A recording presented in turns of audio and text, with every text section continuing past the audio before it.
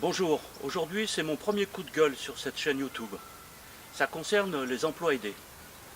Oui, en effet, vous avez pris connaissance du fait que le président de la République, qui en avait averti personne avant son élection et même après son élection, supprimait 130 000 emplois aidés d'un coup.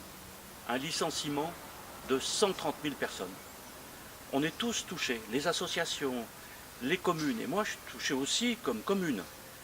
Voilà, donc premièrement, on nous dit, on supprime là notre DRH qui nous sert de ministre du Travail, Madame Pénicaud, nous dit, ce ne sont pas de vrais emplois.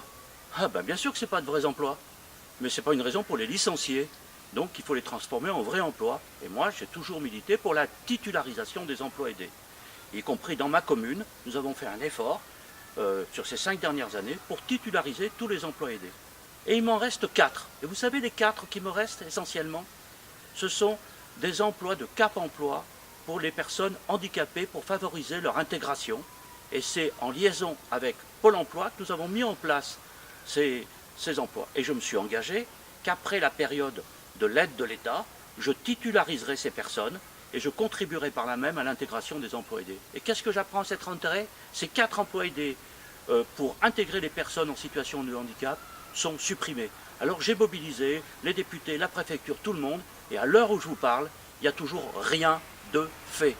Donc c'était mon coup de gueule, il faut maintenant se mobiliser contre la suppression de ces emplois aidés, et j'attends avec impatience que l'on puisse intégrer ces personnes, surtout qu'on nous dit en plus que ces emplois sont réservés pour le handicap, ce qui est complètement faux d'ailleurs, puisque les AVS ont diminué de 20 000, les fameuses personnes qui accompagnent les enfants handicapés dans les écoles ont diminué de près de 25%, et pour ce qui est des personnes en situation de handicap en emploi, eh bien on supprime purement et simplement leur emploi. Donc ça suffit, c'était mon coup de gueule du jour, et je compte sur votre mobilisation pour qu'on obtienne le maintien de ces emplois aidés.